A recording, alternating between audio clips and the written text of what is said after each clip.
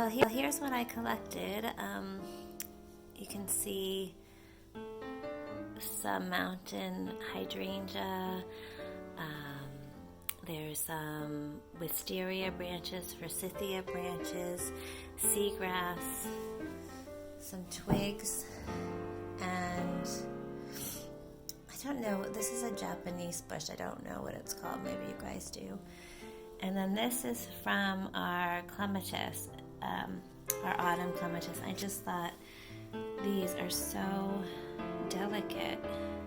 I thought they'd be really cool to incorporate.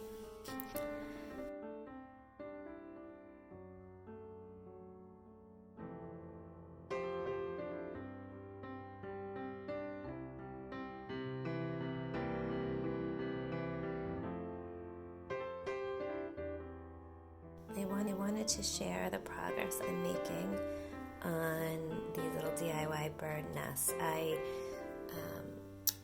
got some supplies out in the yard, and I have some wax paper down, and I'm using my hot glue gun, and I'm just building up different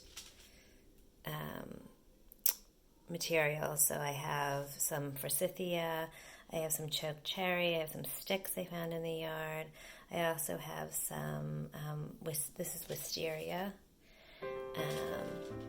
So it's the middle of February right now, and this is kind of what I have in the yard. I'm thinking of adding this to the nest as just like a flourish, because I think that would look nice on a table.